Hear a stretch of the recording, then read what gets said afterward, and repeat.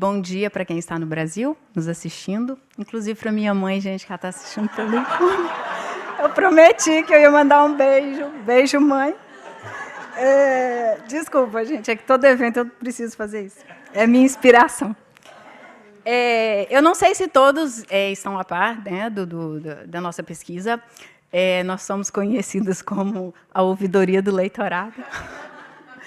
E, no ano passado, eu queria começar, inclusive, falando sobre isso, que eu acho que o Conecta ele tem atingido, assim, a gente não imaginava que se transformaria no que é hoje, eu fico até emocionada. E eu acho que também é um dos espaços para a gente discutir o nosso papel, as nossas funções e tudo que a gente precisa melhorar. Então, o nosso mantra também a gente fala sobre o leitorado, a gente aponta algumas questões, mas sempre com o intuito de melhorar, né? Porque nós também trabalhamos muito e eu acho que a gente merece algumas coisas, enfim. Então, o trabalho no ano passado era o Programa Leitorado, Desafio na Atuação de Leitores Brasileiros. Demos uma repaginada no projeto, a gente está dando continuidade e, esse ano, a gente vai trabalhar alguns desafios. Nossa, eu me esqueci da apresentação. Desafios da atualidade e dos desdobramentos futuros. Por quê? A partir da nossa apresentação do ano passado, que eu acho que acabou sendo também um divisor de águas para a nossa atuação, a gente acabou decidindo por ouvir cada continente, porque são demandas diferentes também, são trabalhos diferentes, contextos diferentes. Então, nos reunimos com cada continente, pouquíssimos leitores não puderam participar, mas também depois receberam um relato, né, do que foi discutido nas reuniões. E, a partir da nossa apresentação, nós fomos ouvidos também pela, atualmente, a DLP, e agradecemos, sempre seremos gratos à Lilian, porque ela tem feito um trabalho junto ao nosso trabalho também muito importante. Então, a partir desses questionamentos que a gente trouxe na apresentação do ano passado, nós conseguimos já mudar algumas coisas que são pequenas coisas, mas que já fizeram uma diferença muito grande. Inclusive, no nosso relatório semestral, que agora ele é muito mais qualitativo, né? Então, a gente tem a chance de relatar muito mais trabalhos, uma carga horária diferenciada.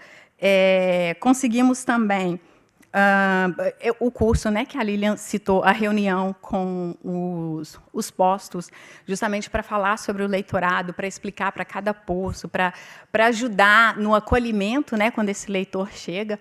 Então, partiu também da nossa pesquisa, dessa reunião com vocês e de um outro formulário, porque nós adoramos formulários, vocês responderam vários. E aí, teve uma reunião que eu tive um retorno da diretora do IGR, ao qual faço parte também, que participou e disse que foi um curso super interessante. E os nossos representantes, né?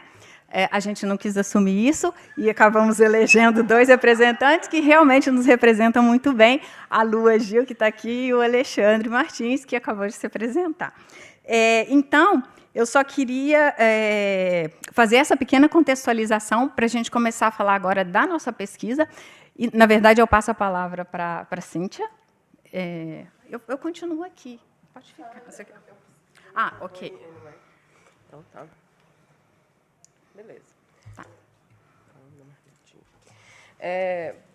Os objetivos do Desafios desse ano, eles são muito similares aos do ano passado. Então, primeiramente, apresentar e discutir os dados coletados nesses questionários, aplicados aos leitores em exercício do Leitorado Guimarães Rosa, identificar o perfil, especialmente o perfil socioeconômico, as necessidades e as responsabilidades dos leitores nesses diferentes contextos em que a gente atua, identificar os desafios do programa e contribuir para a ampliação e aprofundamento do debate sobre o programa e os desafios experienciados pelos leitores. A metodologia, então, usada. A gente fez um questionário no Google Forms com 33 perguntas abertas e fechadas, divididas em 5 sessões. Diferentemente do ano passado, ele foi um pouco mais enxuto, porque a gente utilizou, na realidade, essas... você não falou dessa parte, né? A gente fez essas reuniões por continente, e aí, a partir de tudo que a gente escutou, a gente percebeu alguns pontos que pareceram mais desafiadores, e a gente falou, então, vamos tentar capturar como que os leitores experienciam isso de forma metodológica. E aí, as respostas foram anônimas também, e as perguntas foram direcionadas para as diferentes etapas em que os leitores se encontram, né? Nós enviamos o questionário para os 39 leitores em exercícios, né, desses editais aí, e eles foram respondidos só por 26 leitores. E aí eu vou abrir um parênteses, assim, gente, por favor, se vocês puderem responder, faz muita diferença, assim, porque o que a gente está fazendo é realmente tentar entender como que o programa Leitorado Guimarães Rosa está nesse momento e de que forma que a gente pode ajudar. E aí, se só algumas pessoas respondem, a gente pode ajudar só alguns contextos. Então, como, né, a gente... como é que fala? Quando você fala, você responde se você quiser? Como é voluntário... É voluntário e anônimo. A gente fica um pouco com dificuldade de se mover em relação a isso, né? Não está passando.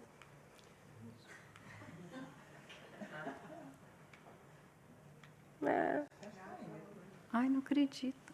Foi. Então, em relação às informações socioeconômicas, e aí eu peguei, na realidade, as informações que foram mais evidentes, né? E aí foi o que eu falei ontem, o resto dessas informações a gente vai divulgar na newsletter, mas somos, então, brancos, 61,5%, somos do Sudeste.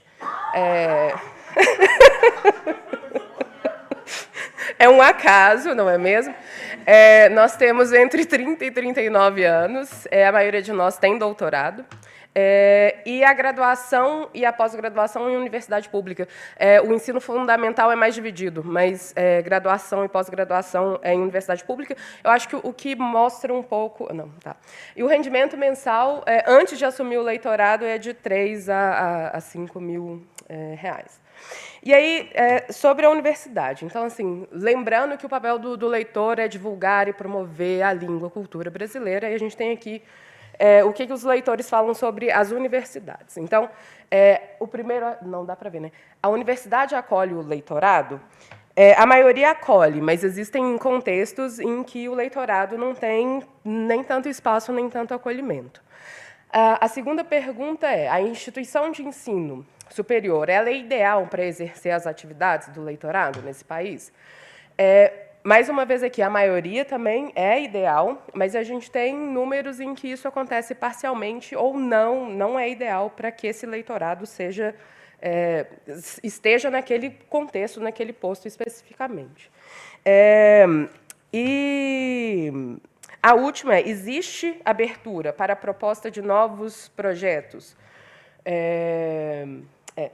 E aqui eu acho que, na minha opinião, é a que mostra uma disparidade um pouco maior, porque a gente tem 15,5% falando que não.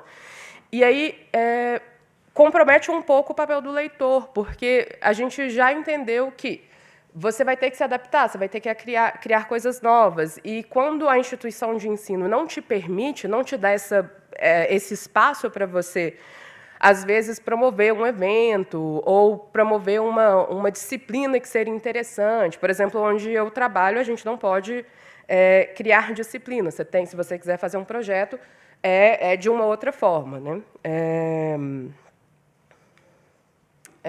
E aqui é basicamente uma pesquisa de opinião mesmo, né? Então, sinto que a universidade... Não, porque eu acho importante lembrar que a gente tem essa relação triangular, né? Que o leitor está ali entre o posto e a universidade ou a comunidade e tal.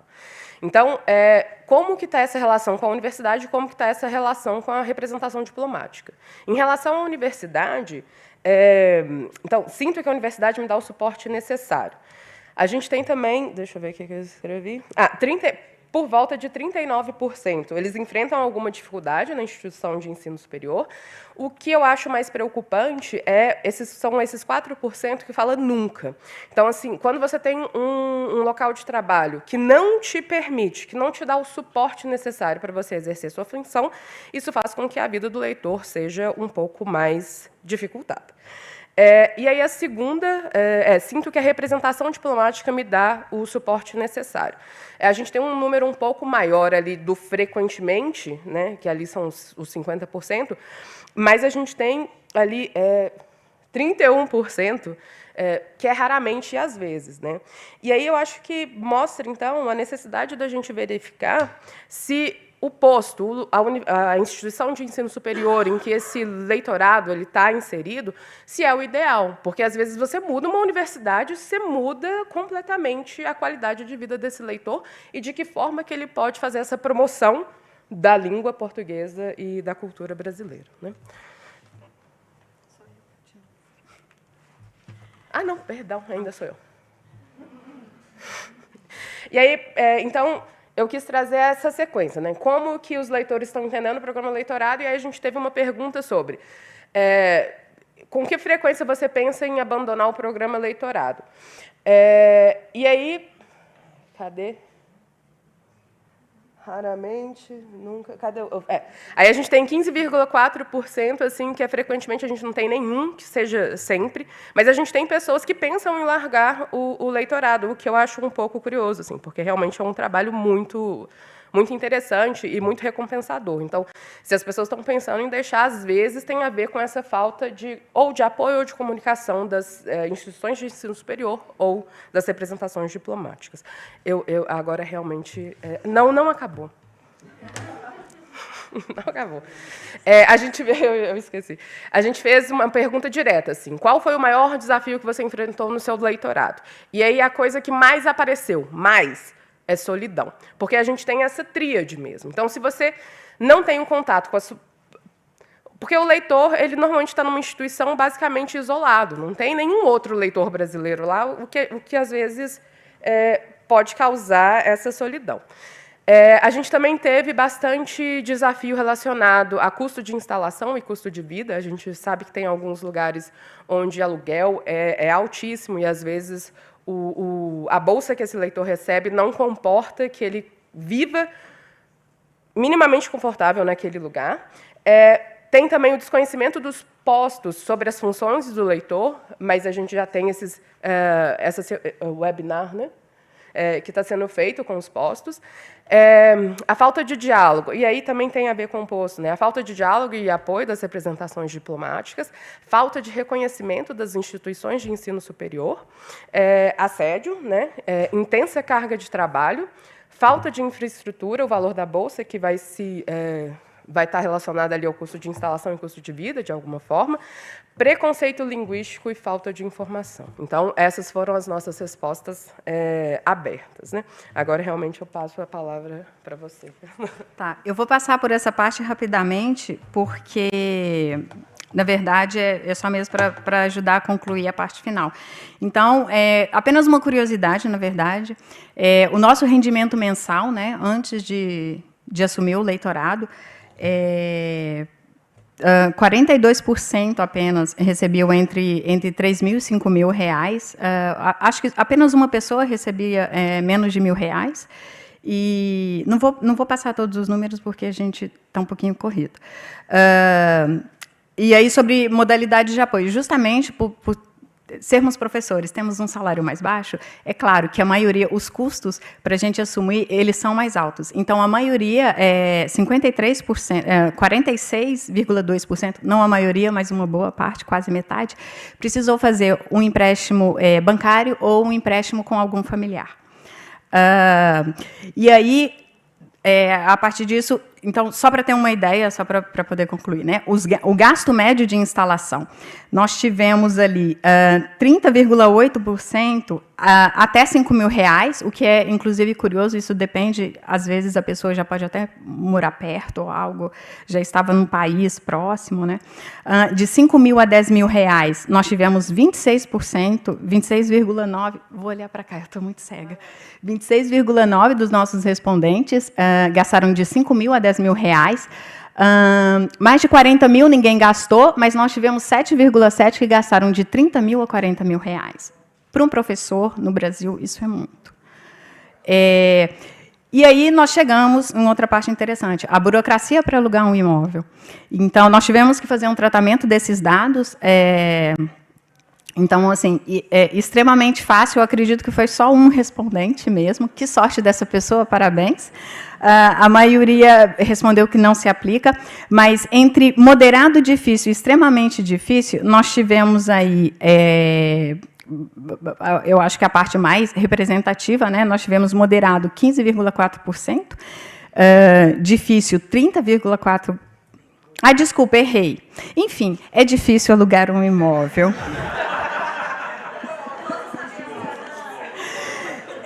E existe também as dificuldades financeiras e as dificuldades burocráticas. Então, eu já vou passar eu vou concluir essa parte para a Carol poder falar, senão não dá tempo. Ai, meu Deus! Duas sugestões apenas que poderiam ajudar na parte burocrática. E aí eu vou falar pelo meu contexto, que foi o que ajudou. Às vezes, um documento da embaixada não precisa ser um contra-cheque, uma declaração, algo que fale, que tenha ali a informação de que o leitor ele é responsabilidade daquele posto, ele trabalha por aquele posto, ele recebe a bolsa por aquele posto. Isso ajuda muito, facilita muito para alugar um imóvel, para comprovar a renda, e além disso, também para agilizar na questão de visto e residência. Então, seria um ponto importante, eu acredito que ajudaria na maioria dos casos. Eu vou passar para a Carol. Carol, desculpa. Eu ia sentir falando. Microfone. Bom, então, a Fernanda e a Cíntia apresentaram sobre desafios enfrentados pelos leitores, uma continuação do nosso trabalho do ano passado. E pensando nesses desafios, nesse segundo questionário, a gente elaborou uma sessão sobre saúde mental, para ver justamente como os leitores enxergam o impacto do leitorado na sua saúde mental. Então, nós pudemos ver que, em relação a sentimentos que os leitores já apresentaram em relação ao leitorado, todo mundo indicou otimismo e felicidade, com uma frequência de às vezes a frequentemente sempre, e a maior parte indicou confiança. Mas também a maior parte indicou ansiedade, com frequência de às vezes a frequentemente sempre. E nós temos um número alto de leitores que indicaram irritabilidade e medo, com frequência de às vezes a frequentemente e sempre também. Em relação às consequências de sentimentos e experiências que leitores já apresentaram em relação ao exercício do leitorado, temos um número alto de respondentes apontando estresse, quase metade aponta doenças físicas causadas por estresse, e mais da metade indica dificuldade para dormir. Temos também quase metade indicando esgotamento físico e mental intenso, e metade que indica baixa autoestima. Bom, nosso último gráfico sobre a discriminação, se a pessoa já sofreu algum tipo de discriminação no leitorado, e a maior parte das pessoas indicou que já sofreram algum tipo de discriminação. As maiores porcentagens aparecem na discriminação de gênero, por ser do Brasil e por falar a variante brasileira da língua portuguesa, mas também temos discriminação econômica, étnica, racial, de cor, de idade e aparência física. E nós queremos destacar que esses resultados reforçam justamente o que nós já havíamos apresentado ano passado, estamos apresentando hoje, que o programa Leitorado Ele é um programa que demanda muito dos leitores, em diferentes níveis, né, desde burocracias até o trabalho na universidade, no posto, e isso tem um impacto na saúde, né, de quem participa do programa. E é importante notar que, já discutimos, leitores produzem muito, tanto em sala de aula, tanto em contexto acadêmico, quanto na organização de eventos culturais, etc., mesmo em condições desfavoráveis. E o que a gente quer assim, destacar aqui é que isso não pode ser naturalizado ou até romantizado, porque não é sustentável a longo prazo. Então, o objetivo aqui de falar de saúde mental é mostrar que, sim, todo o nosso trabalho tem um impacto e que, por mais que haja situações que fogem do controle, há diferentes questões que podem ser aperfeiçoadas e que podem auxiliar nas nossas vidas, né? Bom, muito obrigada. Nós vamos encerrar aqui. E aqui estão os nossos contatos.